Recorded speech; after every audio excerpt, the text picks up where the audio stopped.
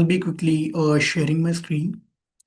Meanwhile, till the time I'm sharing the screen, I want to ask you guys a thing out that how many of you have been in a meeting looking into a really slow AI system and asking like why is it slow?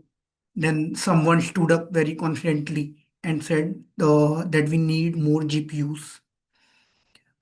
Hopefully, most of you have been a part of that thing and the rest are that someone. So, we need more GPUs is a statement we can say in AI infra, which is equivalent to have you tried you turning on and off your system in typical software domain. So it's look like a response, but it actually is not an answer. I am Yashkant Bajpai, software engineer at Ksolves. I specialize in agentic systems and AI infrastructure. And my job is to sit in those meetings and quietly say that or we could have infra incompatibilities due to which we are not able to scale things accordingly. It is a very interesting thing. This session is not going to be any anti GPU session. Like I also love GPUs. GPUs are incredible. The thing that we are going to talk about here is how we can get best, like we can squeeze the silicon to its best so that we can get the best out of a GPU that we can have. So, moving ahead, how and what we are going to discuss here. The first thing is the problem that what is the problem. So, if I say the common perceptions that people are having is that with the amount of increasing users, we are going to have increasing request, and that is directly proportional to more GPUs, which is going to be more costly. These all blocks are individually correct, but the trap is inside this whole chain. If we follow this whole chain, what is going to happen? We are going to see a linear increment in our cost with the number of users, which is not an ideal practice for our business value. Let me quickly share you a thing that if we look into, if we go back to 1960s, there was a traffic problem.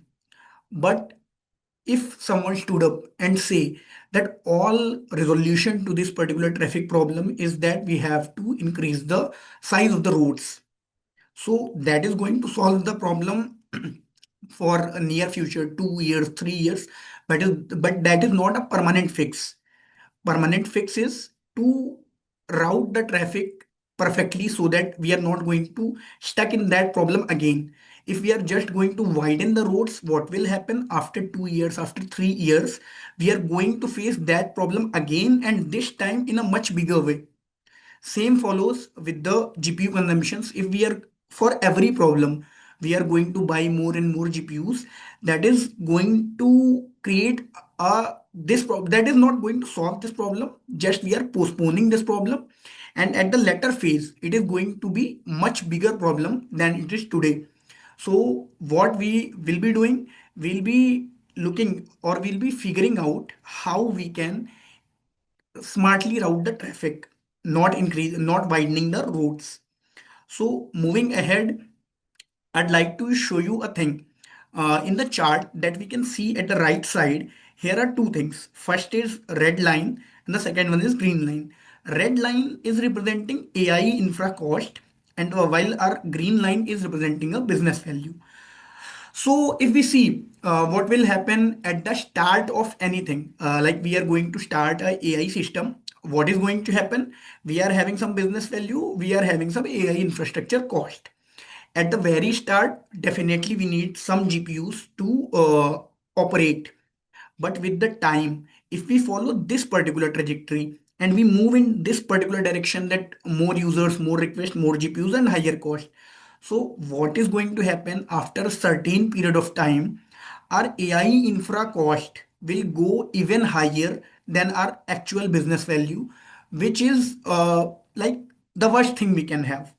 And most of the things that are progressing in the direction, most of the individuals also, they are ignoring the fact that we can do this particular thing by optimizing the architecture, not just buying more and more GPUs. So the basic thing that we need to do here is to shift our mindset from the problem statement, that is buy more GPU, to how can I optimize our GPU cost? Like how can I get most out of my GPU, which infra currently I am having? So these are the two problems that I already discussed, that at one time cost can outrun our business value, and also capacity will get fragile with the increasing number of vendors, shortages. Also the bills that we are going to have are very unpredictable. We cannot predict that this number of tokens we are using, so this is going to be our bill. So this uncertainty will also force that our business value go down and AI infra cost will go up. So how we can look more into it, like what is the actual game behind it? For that, I'd like to tell you guys a thing, that how the things are working in the AI ecosystem. For example, how particularly a AI system works at a very superficial level. If I have to tell you, there are two parts. First part is prefill and the second part is decode. If you have to map out these things to general understanding, what you guys can do, you can map prefill with the things that you send to AI. For example, you have to get your document analyzed, you have to ask something out to the AI.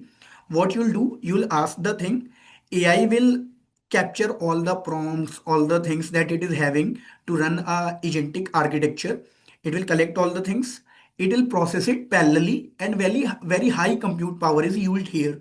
So this process GPU is very happy, it is being utilized.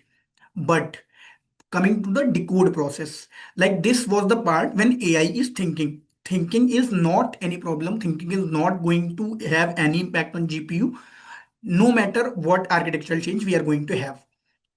Coming to the decode part, what is this decode part? Decode part is the actual part where AI starts to answer you. Now how it is going to answer you, you guys have been familiar with the chat GPT streaming, like you have seen it is writing some word by word by word by word. It is not a UI enhancement or a UI thing. It actually is the representation how AI is going to give the answer. So if I have to tell you how it is going to give the answer, it predicts one word, look back at all the conversation it is having, predicts another word in the similar fashion until your chat conversation gets to an end. So in this way, you are getting that this particular thing, this streaming word by word, what is it doing? First thing, it is sequential. We cannot parallelize it because after every token, AI need conversational context and predict the new token.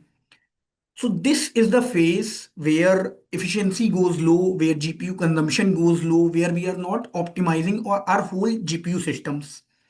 So looking into much bigger picture, like you have understood the basics, how AI is working, at what part GPU is utilized to its perfection, and at what part we can optimize GPU so that we have to gain the full architecture cost here. Now, you guys must have been similar with the cache thing. For example, before starting what KV cache exactly is, I'm going to tell you guys a example. Like for example, you open a Chrome tab and you have something running there, just one single tab. It is running perfect, everything seems fine. But when you open multiple tabs, for example, say 40 to 50 tabs, at that time, all of your tabs are maybe idle, but depending upon your system configuration, your system's fan will start to sound like it is going to launch like a rocket. So this is all the thing. Like we are having 40 concurrent things which are doing nothing, but they are putting such a load on the system that they can ruin our system also. In this case, system will start to hang. And the similar thing is happening with the AI. Like what is happening? We have model weights. So, for example, we are having Olama based models, or we are having closed source model, for example, GPT or Claude. what is going to happen? They are going to predict word by word. They are having their neuron layers. Weights are fixed. They are not going to change. They are not going to impact any of the memories. But then comes the other thing, KV cache. Like I already told you, model predicts everything word by word. So what do you think? If it is predicting the first word for the second conversation, it is not going to load the whole thing. It will add it to the KV cache. It will hit the cache and try to put the answers from there only. But here comes the case. When we have single system, single user, everything works perfect. Everything looks good. But with the production, increasing concurrency of the users, context getting lengthy and lengthy. So KV cache is directly getting multiplied with all the concurrent users, all the long context, which is going to system fill in the very same way. That way our 40 tab system was getting hanged. So this is the major problem. How to handle this? The only thing we can do is treat KV cache as the primary infra problem whenever we are utilizing resources, whenever we are finalizing the architecture or allocating the amount of resources required for every service. We have to treat KV cache as the very primary thing because it is the whole thing which can control inference, which can make AI slower, and also which can cause us lose too much cost for the very basic problem. Now, if we are having problem, we are software engineers, we are also having some solutions. So coming to the solution, I have listed six levers that can trigger the less uses of GPU. Not exactly less uses of GPU, but getting best out of what infra we are having. That is our tagline. So, coming ahead, there are six levers. Like, first of all, I'd like to tell a thing. If we have done all the architectural practices, definitely we'll need to buy more GPU. But if we are having GPU with default configurations, then definitely we need to enhance its architecture in such a way that we can reduce the cost, because that is the thing that matters the most. Okay, so another thing that I'd like to tell you guys is that there's nothing that we need to engineer from the scratch. All the things are pre-built, all the things are available in the market in open source, completely free. Okay, so coming to the page retention. So this one particular point is related to, like, whenever model is doing something, model is storing KV cache, the storage that or we can say the memory allocation that is blocked, it is in contiguous way.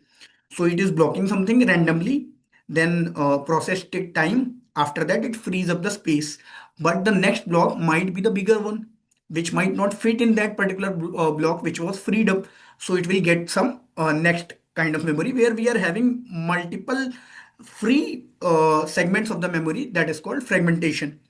So to avoid fragmentation, this is a very basic practice in software domain, that we have the page retention. We have proper pagination where uniform blocks are there, and in those particular blocks, things are going to be fixed.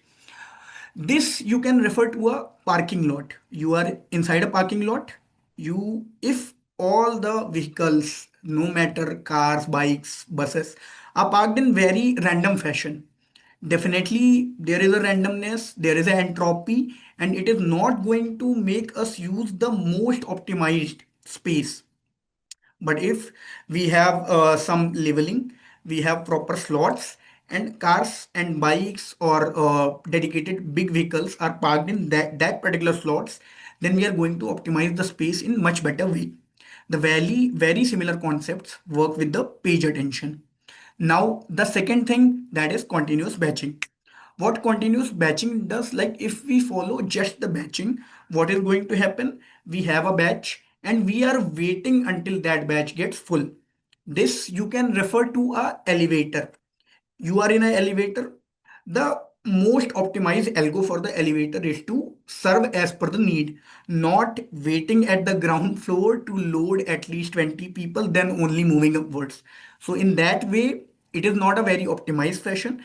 In very similar way, in AI infrastructure, we need continuous batching so that GPU is never idle, because leaving the GPU idle, like you are having the GPU but not using it, is the worst thing that we can do in AI infrastructure. in terms of the cost. Third lever that comes is prefix caching. What this prefix caching is, as I already told you in prefill part, that whenever we hit something, for example, I hit a high. So what it is going to have is that I hit a high, it is going to execute its all prompts that it is having in its agentic framework. It is going to execute that all in, this is a GPU intensive practice, but what we can do much better here is we can have a particular cache which is going to save all the system prompts. For example, you guys, if you are familiar with the AI, you always have started your prompts that you are a system administrator or this. That is the assigning particular role. So these things, these system prompts are always constant. They are not going to change. So we can store these things in cache so that whenever the next time we are going to have the processing, then we are going to hit the cache, not we are fetching original things from the GPU to reduce the cost. So this was about the third leveler. Now coming to the fourth thing is quantization. This is a very important thing. If you guys are from AI and machine learning domain, you must have heard about this thing anywhere in your life, definitely. But now I'm going to tell you in very simple terms what quantization exactly is. So in any of the AI system, we are going to have models. We are in models. There are neurons. Those neurons are having some model weights. So that model weights, they are stored in 12, 13 decimal points after the decimal. But if we make them a bit precise, like we can compress them in 4-bit, K4, KM or anything. So what we are going to have, we are going to reduce the precision that we are having at the end of the weights. And with that, we are going to drastically reduce the size of the model, inference time of the model, and also there is very less quality loss, but we are gaining a lot of things there. So this is the quantization, and quantization is very, very efficient practice. This is being followed since the days of machine learning when we used to create models. Then also we follow quantization so that system load and the things are getting reduced so that our servers are never overloaded. This thing is also a very good practice to follow. Coming to the fifth lever, that is speculative decoding. What speculative decoding exactly is? Say I'm having a question, so if I send it to my most capable model, it is going to cost me multiple things. Also, the most capable model, by capable model, I mean a model that is trained on billions of parameter, like 70 billion, 80 billion parameter model. So this is also going to take time in processing. But what if I change something here? I hit a very small language model that is a 14, 15 billion parameter model for that task that is going to predict what is the answer to this one. Also, my large language model is sitting at the top, looking at its output that it is correct or not. It is not going to predict anything. It is just going to look, is the output correct or not. If my small language model is giving the output, it is correct. Large language model is not doing anything. It's just passing the output. If a large language model feels it's not correct, then only it's going to interfere and put the correct answer. So in this way, we are not trading off our accuracy, but we are reducing our cost. So this is also a very good practice to follow. Now, coming to the sixth lever, that is auto scaling. So, what auto scaling exactly means is that we are not going to have a uniform demand over the time. Like, we are not going to have a uniform demand on a server or on a GPU 24 by 7. So, for example, I can take that at the 10 a.m. there is going to be a very high traffic.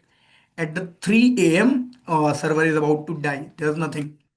So in such cases, we have to follow the things that with the increasing number of users, we have to upscale. Whenever users decrease, we have to downscale. And actually, downscaling is the part which saves the cost. So we can save a lot of cost. In real life, you can associate it with the turning of life turning off light whenever you are leaving your room. So in this way, you are saving electricity bill. Here you are saving your cloud bill, or you can cloud bills, whichever company subscriptions you are having. So these are the six levers. Using this in smart way, we are having multiple inference engines such as VLLM, SGLang, etc. Where with a little configurations, we can turn these all things on, and we can uh, in place our AI architecture in such a way that we are utilizing the things.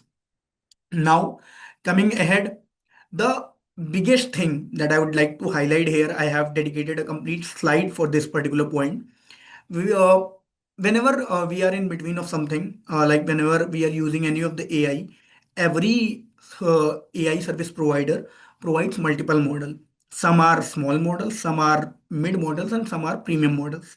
But nowadays, I can see what most companies or what most individuals are doing is that if they are having the best model, they are having a flex of it, like asking a simple, even high, to a very highly precise model. Now, the model that is a premium model, the model that is the best model of its whole family, is going to have a 70, 80, 90 billion parameters, or in case of GPT and all, trillions of parameters.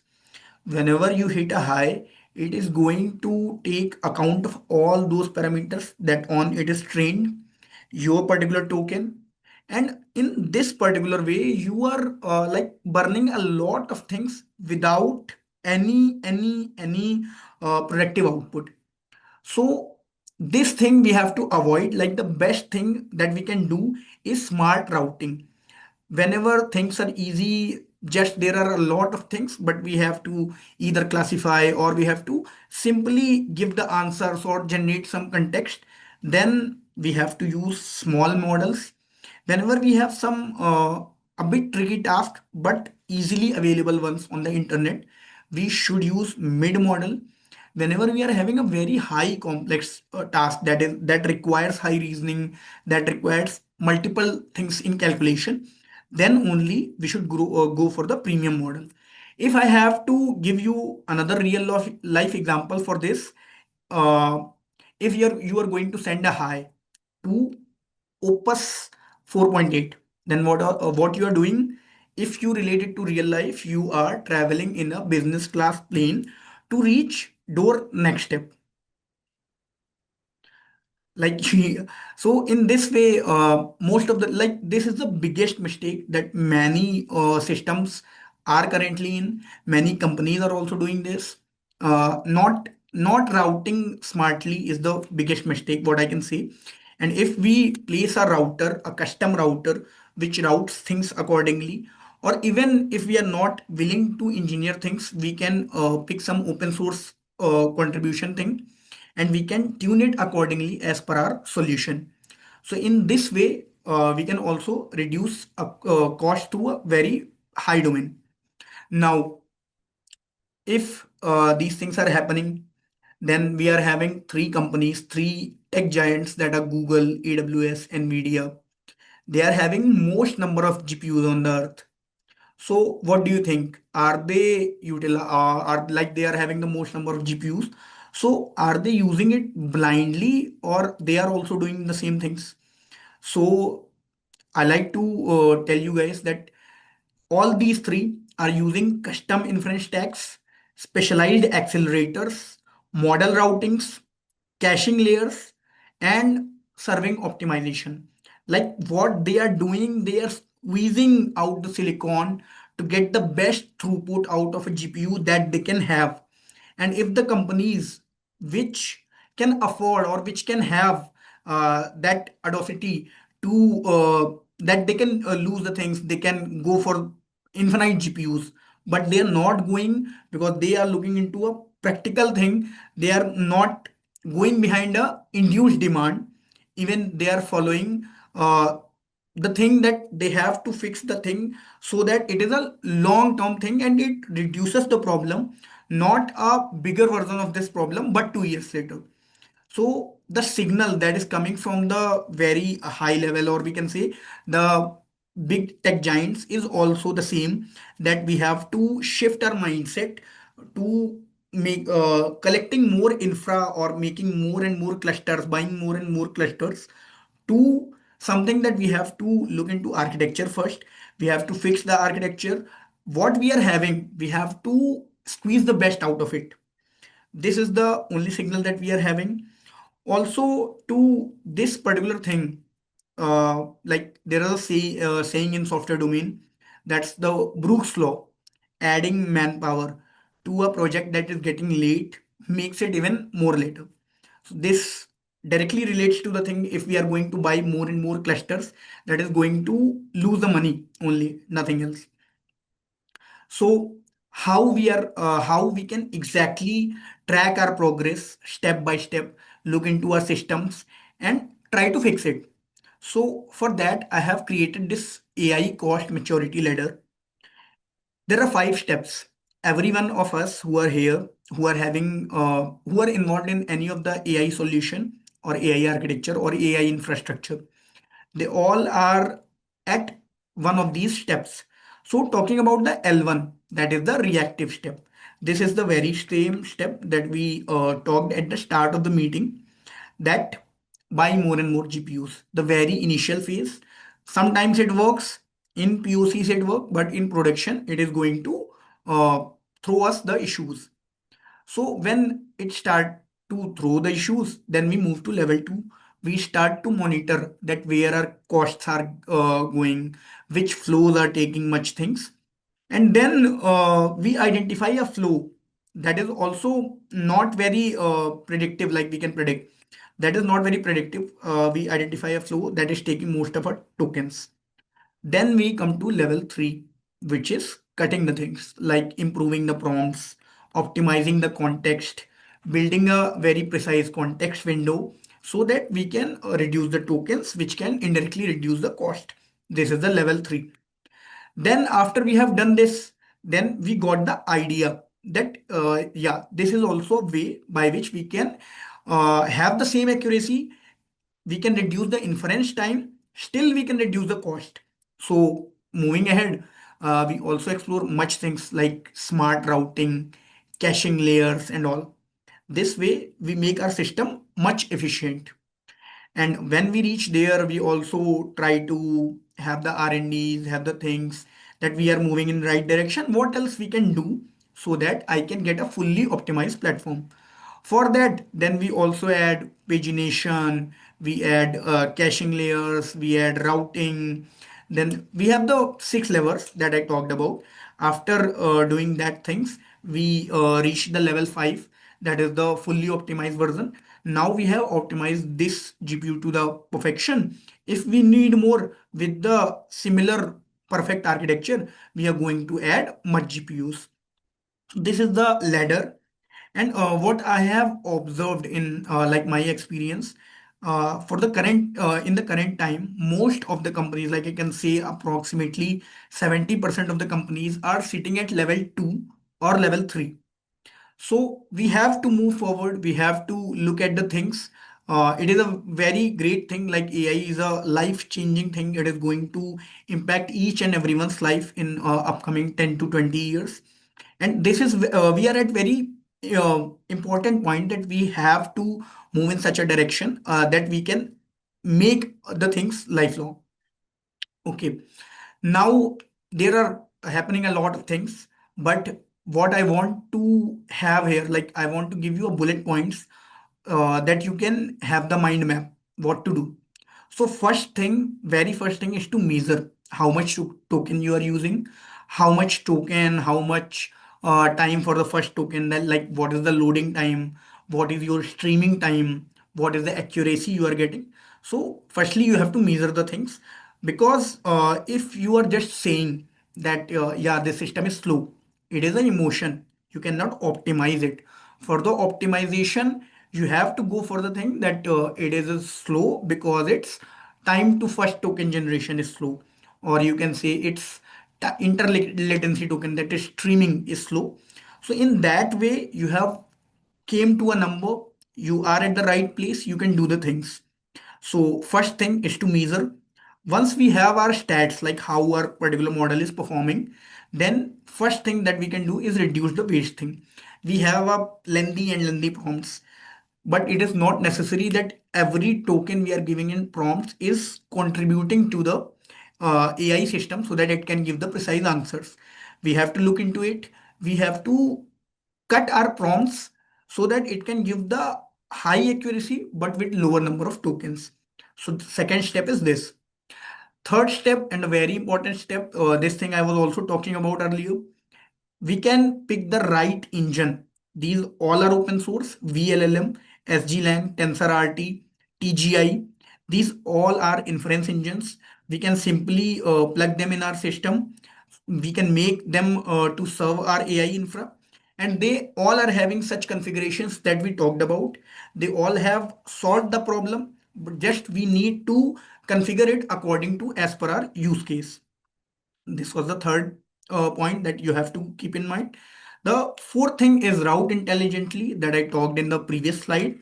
That for the complex thing, premium model, but for a simple thing, we have to use a small model. So this slide is kind of a mind map for you. Measure, reduce, select a engine as per your use case, and route intelligently. This is the very compact way of analyzing any of the system and making progress in the direction of making its architecture much better than how it is today. Now coming to the next thing, like I don't wanted this session to be a kind that you guys hear the things out here, you applaud and then go and forget the things. I'm giving you a 30-minute audit plan that there are 5 steps. You can do it in 30 minutes, and you can have a benchmark like how your system is performing and to what quantity you can optimize it. So the first thing, to measure the token consumption, how much total token and all the token related matrices. The second thing, find most expensive workflow. After you have your token cost, you can look into the fact that which workflow is costing you the most, and then you can inspect that. You can The third step that comes is review context size. When you start to chat, you have a context window. You can review this that context size, also how much of each prompt actually is actually used, that we talked in the last slide. Third thing, you have to do that.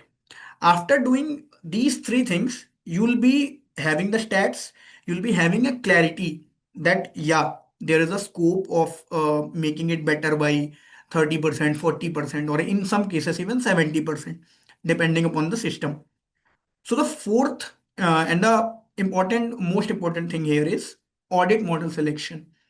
Like, you are sending a request to one particular model, it is giving the answer. You can ask a question that if I give it a small model, is it going to give me the same answer? If it is going to give, then yeah, you have to downgrade the model for that particular nature of the queries.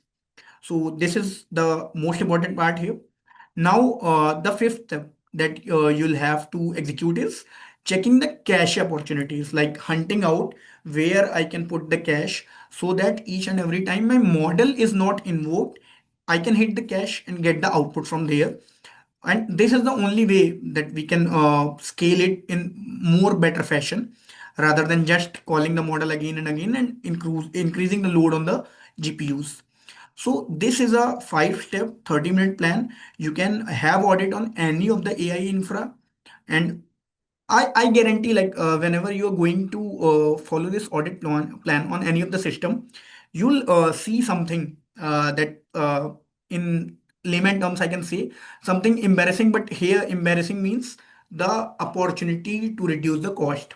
And whenever you see that opportunity, you have to grab that. You have to prepare a solid infra, solid architecture, and then that is the whole point of this particular session. Now, moving ahead, like the first step here or the first step here in the both slide, the first step is measuring.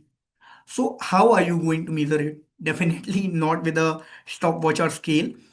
NVIDIA is providing a AI perf tool. What this AI perf tool is doing, this is providing us the token matrices. What these token matrices are? The first is time taken for the first token. That is the loading time. I hit the answer. The time taken by AI model to provide me the first token as a response is TTFT. Second is ITL, inter-token latency. This is the time between the streaming. Like when you see the GPT streaming something, first word, second word, third word, the time between those first and second word is ITL. Then tokens per second and request per second directly shows us the throughput, like how our system is working in terms of the time. Then latency, we have a full complete distribution of how the things are working in terms of the latency. So these are the matrices which AI Puff provides, and with the help of these matrices, we can list down how my system is working in current date. After we have done this, then we can look at the opportunities where we can make the infra better. We can follow those six levers, or we can have an audit plan based on these particular things. So any to do this, what we need to do, we can have a VLLM, NIMT, GI, or TensorRT, SGLang, anything. We can pick a open source inference engine. It will get inside it perfectly. It will predict a realistic load. It will provide concurrency details. It will route the traffic, realistic traffic, to that, and provide you with the live dashboards and reports that how that particular endpoint or how that particular AI system is working. So measuring step you can do with the help of this, and this is going to help you guys a lot. Like this is a must try step. You are having some AI system, you can try this thing out. Now the key takeaways that this particular session is having are that scaling AI is not a business challenge. Sorry, scaling AI is a architectural challenge, not a hardware challenge. Like buying more and more GPUs is not going to solve the problem. Okay. The second thing, more GPUs alone won't fix margins or capacity. The very true thing we are discussing since the whole session. The third thing, for the architecture, in the perspective of the architecture, we have to uh, provide the layers of caching. We have to look at the memory through the page attention. Then, which can drive efficiency. Basically, the six levers that I have told, they'll help you to gain the architecture so that your cost is reduced and you have the perfect accuracy and inference time that you wanted. Then routing and reuse turn into real, that is smart routing of the model, like choosing the right model for the right query is the thing.